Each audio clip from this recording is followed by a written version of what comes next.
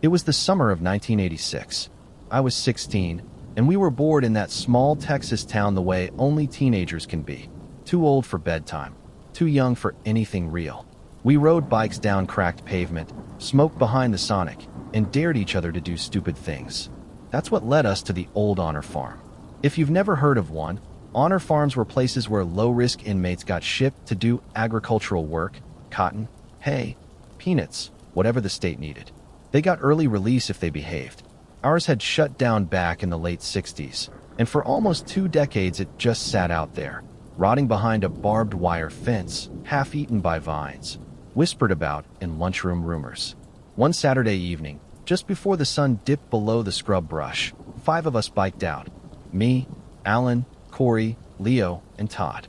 We left our rides under the mesquites and slipped through a tear in the fence. The building was barely standing, sun-bleached siding, windows boarded up or shattered. Inside smelled like mold and rusted metal. Something wet, too, like standing water that had no business being there. Corey carried a flashlight, but it was mostly useless in the long corridors. Alan took point. He was the bravest, or the dumbest, and was always out to prove it. We wandered for 20 minutes, joking too loud to mask how nervous we all were. Then Alan opened a door down a side hall and slipped inside alone. It had a rusted sign, Storage B. He was gone maybe 2 minutes. When he came back out, his face was white, palms slick with something dark red. "What the hell is that?" I asked, already stepping back. "Paint," he said quickly. "Busted kin in there. Just old paint." Leo sniffed. "Smells like iron, dude." Alan wiped his hands on his jeans, not meeting our eyes. "It's paint, okay?" We left. Something in the air had changed. The sun was down by then, and the whole place felt tighter, like the walls were leaning in. As we reached the foyer, I caught something in my peripheral, a figure in the far doorway. Tall, too tall, wearing a parka with the hood up, standing still, watching. When I turned, he was gone. I told the others, and they laughed. "Man, we want to be scared," Corey said. "You saw a shadow. Let's go." We stayed at Corey's that night, crashing in his game room with pizza and VHS tapes. His little sister, Emily, kept rabbits, 4 of them, in a pen in the backyard. We could hear them hopping around through the sliding door. Sometime after 2 a.m., I got up to pee. On my way back, I looked out into the yard. Something moved. Not the rabbits. Something taller.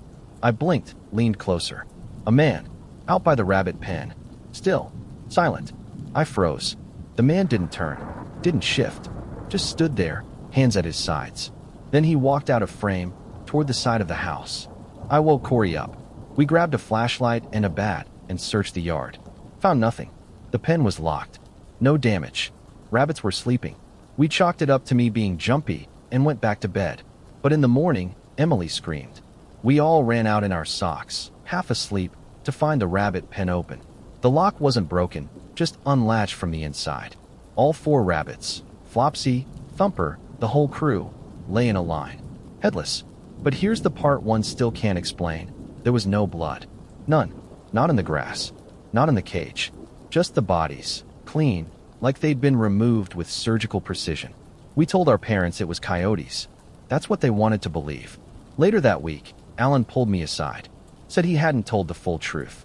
In that room, he whispered, there were shackles, like wrist and ankle ones, child-sized, and a jumpsuit, real small, with a name tag I couldn't read. He looked sick. There was a calendar on the wall, only a few dates marked. One of them was that night. I think someone still goes there, uses it. I didn't want to believe him. I really didn't. But something about the way those rabbits were killed, it didn't feel like a prank. It felt like a message. We never went back to the farm. Eventually, the school year started. The group drifted. Alan moved away. Corey joined the Navy. We all scattered. But I never forgot. Fast forward to last year. I'm 44 now. 2 kids, divorced, working HVAC in Waco. Had a job out near my old town and decided, God help me, to swing by the old Honor Farm. Call it nostalgia. Call it stupidity. I parked just past the irrigation ditch, where we used to ditch our bikes. Fence was still torn, though more overgrown now. The building sagged like a dying animal.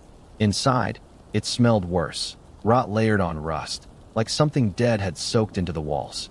I brought a real flashlight this time. As I passed through the foyer, I half expected to see the hooded man again. Nothing. Just dust and silence. But down the hallway, I saw something that made my stomach twist. Fresh footprints. Small. Boot prints, leading towards storage B. The door was still there. Still half-rotted. I opened it slowly, breathing through my mouth. Inside, a hook on the far wall. And hanging from it, a child-sized 6 jumpsuit, navy blue.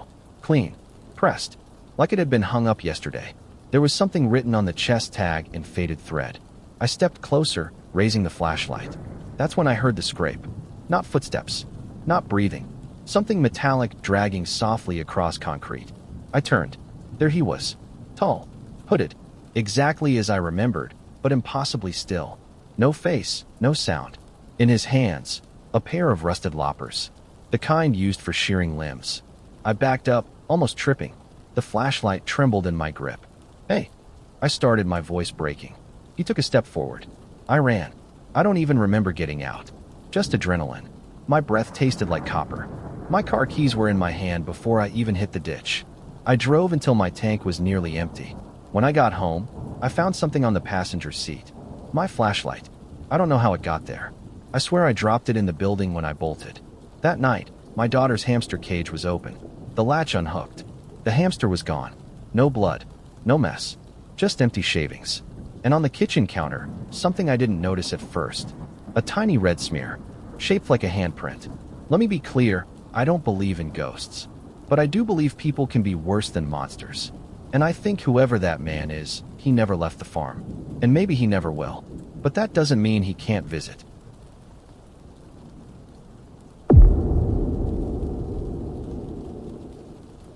I wasn't into clubs or frat parties. My thing, back in junior year, was rooftops and ruins. Urban exploration, if you want the fancy term. Trespassing, if you want the legal one.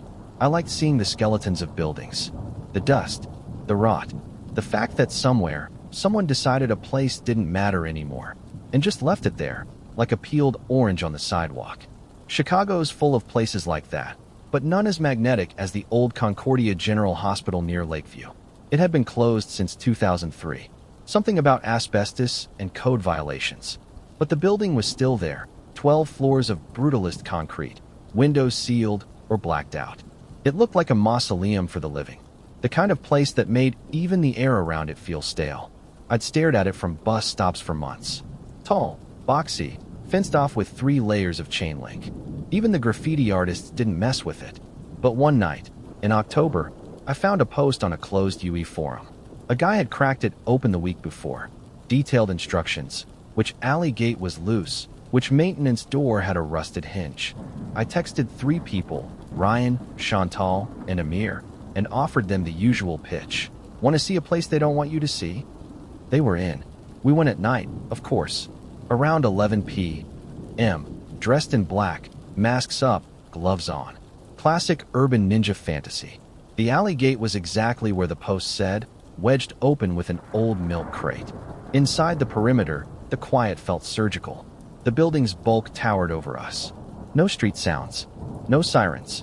Just a cold breeze that smelled faintly of copper and mildew. I found the utility door.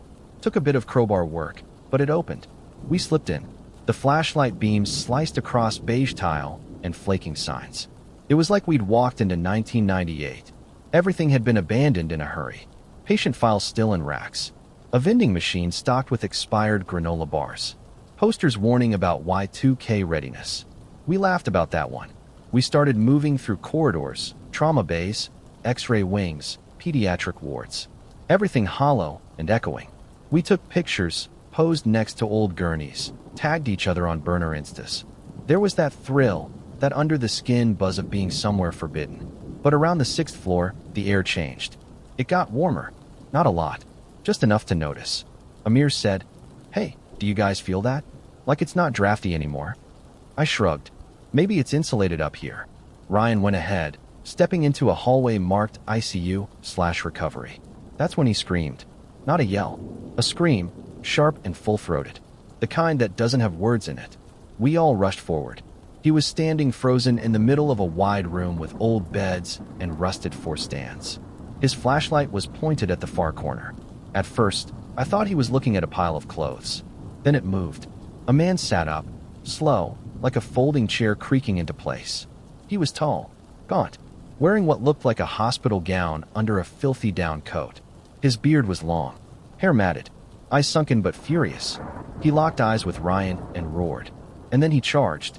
I've never seen a human move like that. His feet were bare, slapping the tile in wet bursts. He moved like he didn't feel pain, didn't even acknowledge it. Arms wide, like he meant to grab and crush, not just scare. Go, I yelled, grabbing Chantal's arm. We ran, down the hallway, through stairwells that stank of ammonia and rot, down floor after floor in blind panic. I don't even remember the doors. I just remember that horrible screeching breath behind us, that sense that if we slowed down, even by a second, we'd feel fingers on our backs. We burst out through the same utility door, hit the fence full speed, scrambled over like rats. I ripped my glove on the top wire. Didn't feel it until we were 4 blocks away, hiding behind a 7-Eleven dumpster. All of us panting, bleeding, shaking. Ryan kept repeating, it wasn't a ghost. He talked. He said something. What? I asked. He looked at me with eyes too wide. He said, this is MY Wing. We swore never to go back. But I'm stupid like that. Or curious. Or maybe both. 2 months later, during winter break, I found myself back near the hospital during the day. I told myself I'd just look. Just walk the outside. Just see if he was real. But the door was still loose. And it was cold and quiet. And something in me needed to know. I went in. No flashlight. Just a pocket knife and my phone. The halls felt worse in the daylight. All the grime, the stains, the neglect, it showed up clearer. Like seeing an old scar under a magnifying glass. But something else had changed. There were signs of life. Someone had swept. Not well, but enough to make trails in the dust. I found empty grocery bags, Trader Joe's, Jewel-Osco.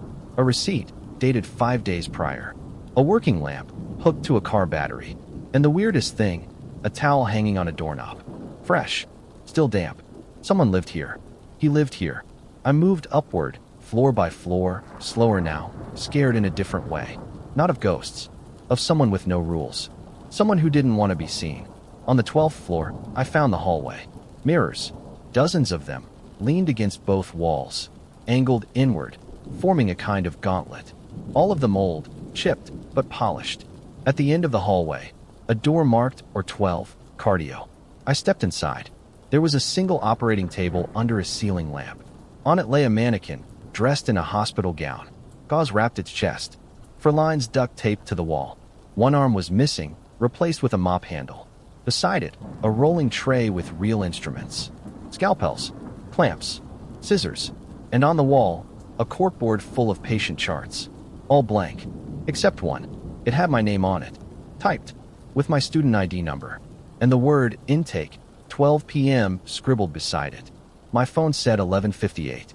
The lamp above the table clicked off. I froze. In the silence, I heard it again. That sharp, wet breath. That padded shuffle of bare feet. Behind me. I didn't turn. I couldn't. I bolted. Slammed into the hallway, knocking over 3 mirrors. Glass shattered and crunched underfoot as I ran full tilt down the stairs, not even trying to be quiet. By the time I hit the first floor, my lungs were ragged. My vision blurred. But I didn't stop until I was in my car, hands shaking, bleeding from the wrist where a mirror shard had grazed me. I never told anyone. Not really. Not the full version. But I checked the UE forum again a month later. The original thread was gone. The user who posted it? Deleted. I still drive by the hospital sometimes. It's still sealed. Still forgotten. But I swear I once saw a curtain on the 12th floor shift slightly. Like someone had been watching the street. And changed their mind. I don't do urban exploring anymore. And if you ever see a locked hospital in a wealthy neighborhood, just remember, locks don't always mean empty. Sometimes they mean occupied.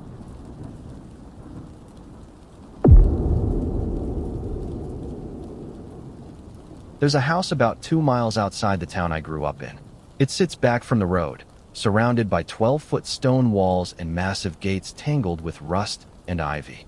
Nobody talks about it in detail, just vague childhood whispers. The statue house. Don't go there after dark. The guy who built it disappeared. All the usual rural myths. The thing is, it's real. And last winter, I saw what was inside. It happened the week I came home for break. I hadn't seen my old friends in a while. Chaz, Lexi, and Morgan. We were sitting in the Taco Bell parking lot, bored and half frozen, trying to think of something dumb to do. Chaz was the one who brought it up. Let's go see the statue mansion. I laughed. You serious? I drove past last week. The back gate's open. Probably just weathered loose. It's not like anyone lives there. Lexi shrugged. I always thought it was just some weird concrete yard. I didn't know there was an actual house. Oh, there's a house, Chaz said, grinning. 2 stories. Shuttered windows. Statues everywhere. Some of them still covered. It was Morgan who sealed it. Let's just go? It's not like we're doing anything better. So we did. It took 20 minutes to drive out there. The road curved into forest, and the trees thickened around us. The wall finally appeared. Gray stone, maybe 100 years old. Moss streaked the surface. The back gate, just like Chaz said, was ajar.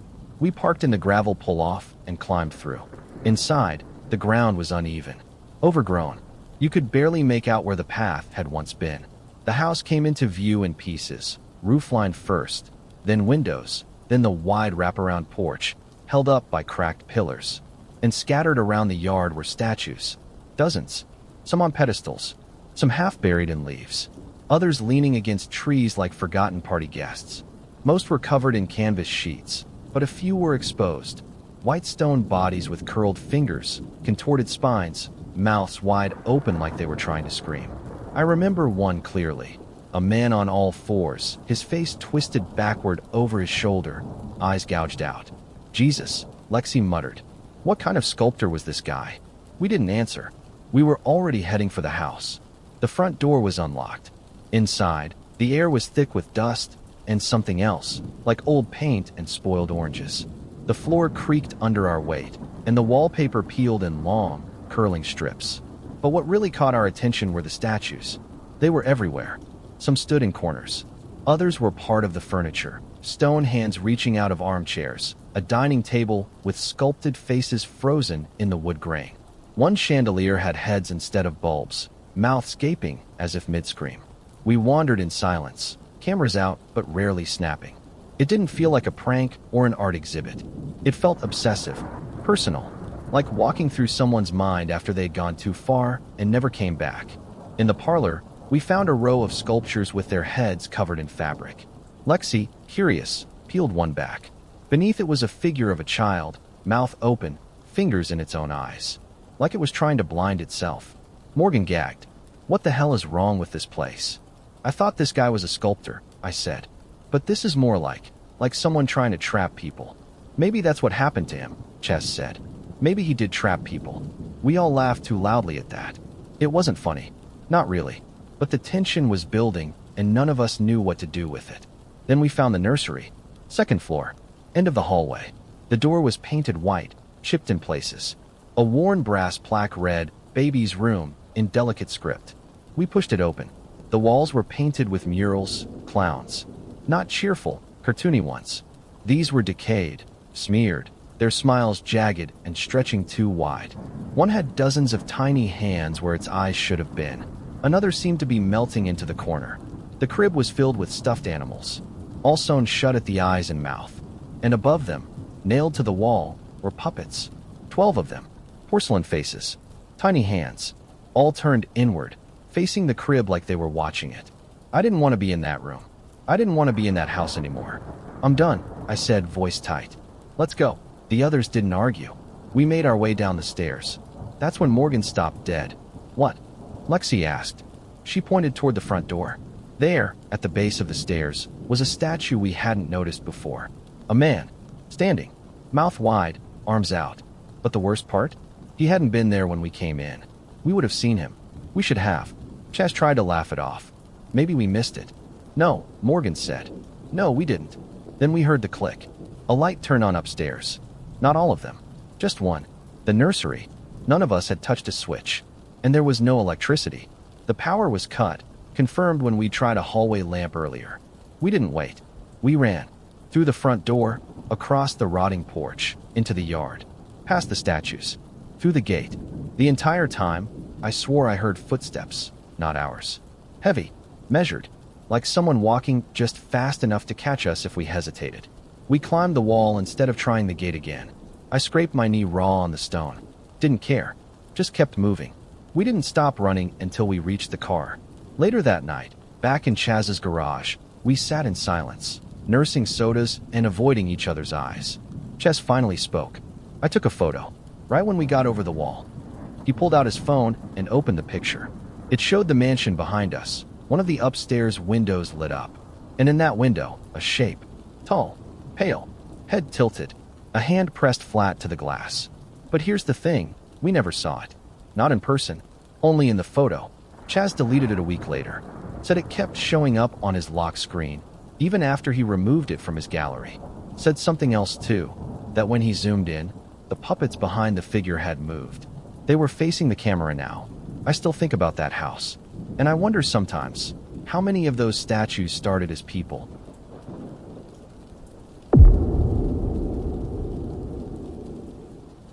It's strange what sticks with you.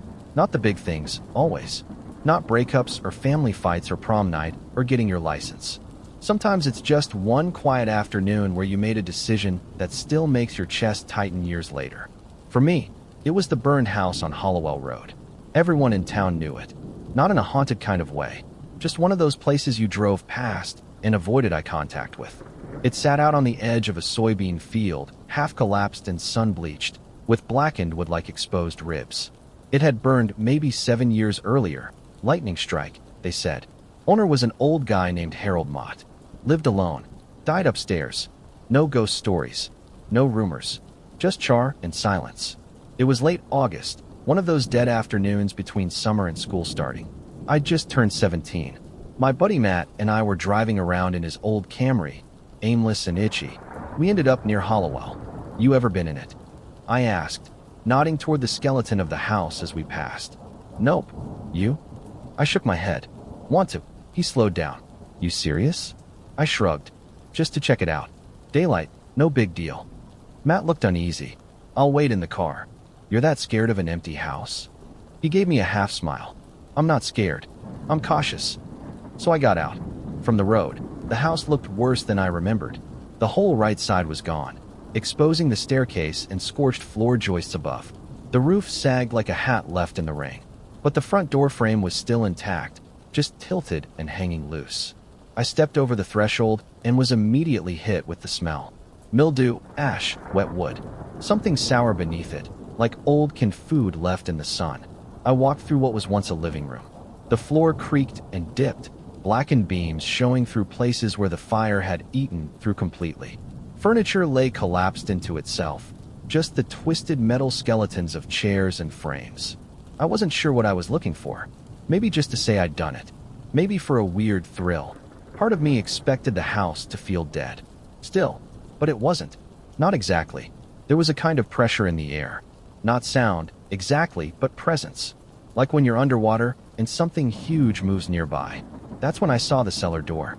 It was off to the side of the kitchen, partially buried under charred debris. But still whole. Still closed. Most of the upstairs was gutted, open to the sky.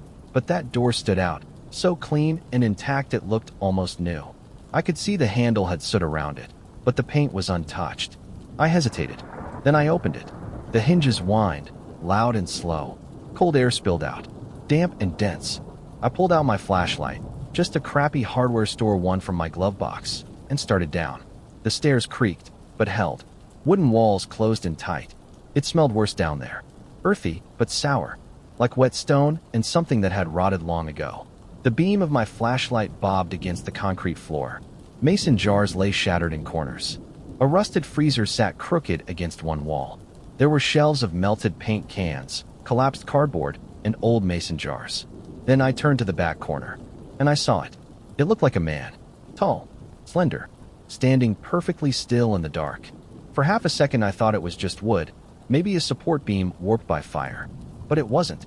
There was a curve to the shoulders, a slope of the head. It wasn't constructed. It was present.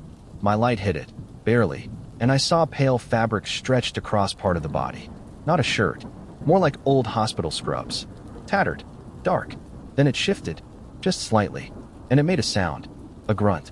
Deep, thick, like someone exhaling through pain.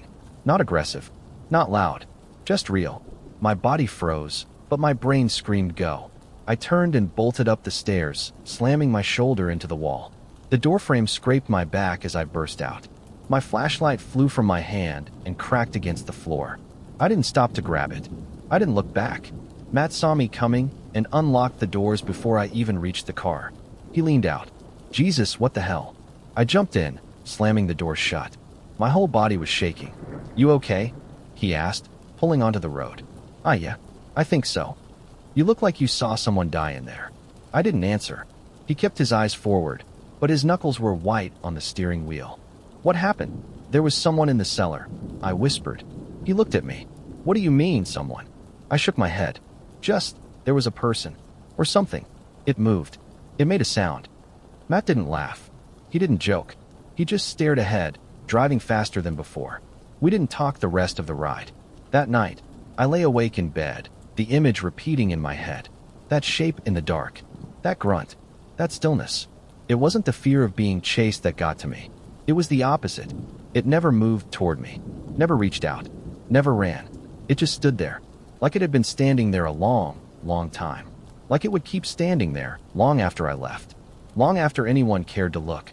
I don't know who it was. I don't know if it was a squatter, a drifter, or someone who got left behind in the fire and just kept living down there. But I know I wasn't supposed to see them, and I think they knew I did. I've never gone back. Sometimes I wonder if the figure ever left that cellar. If maybe it's not trapped at all, but choosing to stay. Like it found a place nobody would bother it, and claimed it. That house was demolished 3 years later.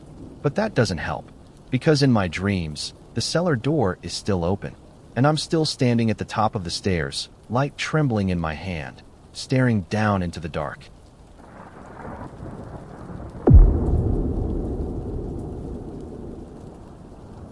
People always assume suburbia is safe. Nothing sinister ever happens between the Panera and the Home Depot, right? But I'm telling you, if you've got an old building, some unsupervised teenagers, and a door no one's supposed to open, something will happen. It did to us. We used to hang out in the old middle school off Greenbridge Avenue, Eastwood. It had been shut down for nearly a decade. Officially, it was condemned after a cafeteria fire in 2013. Half the wing was scorched black, the kitchen caved in, asbestos warnings taped across half the doors. But the rest of the school? Intact, and easily accessible through a busted window in the band room. So that's where we went. Me, Rena, Colby, and Ray. We'd light joints in the gym, stage mock plays in the dark auditorium, climb out onto the roof during sunsets. It was ours. Off limits, but ours. And then there was the chained room. It was in the north wing, near the old admin offices. The only door we never got into. While most rooms were just jammed or taped off, this one was different. It had chains bolted through the doorframe. Heavy-duty ones. At least 5 padlocks. Rusted, but not broken. There were steel brackets drilled into the bricks themselves. You could see where someone had reinforced it after the fire. We used to joke about it. Probably where they kept the demon kids. Or the vice principal's corpse. We'd rattle the chains sometimes just to hear them clink. But one day, the joking stopped. It was sometime in March. Cold, gray afternoon. We were wandering near the front of the building, looping through the admin hallway, which we rarely did. And that's when we saw him. He stepped out from the shadows near the end of the hallway. Tall, gray hoodie, face mostly covered. Not one of us. We all froze. And then he said my name. Not, hey, you, or what are you doing? He said, clear as day, Jenna Marie. That's my full name. Not on social media. Not something people shout. Definitely not something a stranger in an abandoned school should know. I took a step back. Do I know you? He just smiled. Not creepy. Not kind. Just knowing. And then he turned and walked through a side door that led to the old counseling offices. Colby ran after him. Nothing. The door led to a collapsed hallway. No footprints. No voice. Just empty tile and cold air. After that, we stopped hanging out in the school for a while. But by summer, we were restless again. Graduated. Bored. Directionless. We found ourselves back on the roof one evening in July, sitting on the warm shingles, watching Rena drone on about her film school apps. That's when we noticed it, a little square cut into the roof on the far side.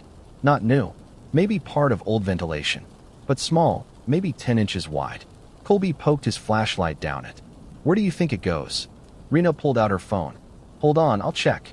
She opened her camera app, flipped on the flashlight, and lowered the phone down on its charger cable. It hung like a pendulum. We all leaned over to see the screen. Mostly darkness. A bit of flooring. Something metallic glinting. Then suddenly, bang! Something struck the phone hard. Rena yelped, and the cable snapped from her hand. The phone vanished into the dark. We all stared at the hole. No wind. No sound. Just a void. We left. Fast. But Colby, being Colby, couldn't let it go. 2 days later, he came with bolt cutters and a crowbar. We went straight to the chain door. He'd been prepping, watching YouTube videos, reading lock forums. It took hours. Eventually, we got through the last lock. The door groaned. The chain sagged. And then it opened. Inside was a room barely 10 by 12 feet. The walls were scorched, but intact. The floor concrete, stained with something brownish gray. There were steel rings drilled into the wall, anchor points. Some still had broken loops of chain attached. In the corners were bowls, plastic, like dog bowls. One had dried food stuck to the inside. On the floor, in the far corner, lay Rena's phone. Screen cracked. Still open to the camera app. Colby picked it up. The video was still in the buffer. He hit play. It showed what we'd seen. Darkness, a glimpse of floor. Then, just as something knocked it, the feed didn't show a fall. It showed the phone being set down, like someone had caught it, and placed it there. We ran. Didn't even bother to rechain the door. Nobody spoke much on the way home. That night, Rena texted me a screenshot from the video. There was a shape in the corner. Pale. Kneeling. Hard to make out. But it looked like a person. I told her to delete it. She didn't. The next morning, we came back with another friend, someone who didn't believe us. But the hallway was different. The door was gone, replaced with clean brick. Fresh mortar. No scorch marks. No frame. Like it had never existed. The wall panel we'd crawled through to look inside. Gone. Seamless. Like the room had been erased. Rena tried to show her phone footage. It was corrupted. All black. But I'll never forget what we saw. And I'll never forget that man in the hallway, saying my name like it belonged to him. People still say the school burned in a freak fire. But I think it was something else. I think someone was kept there. Fed there. Chained up. And now? Now I think they don't want to be forgotten.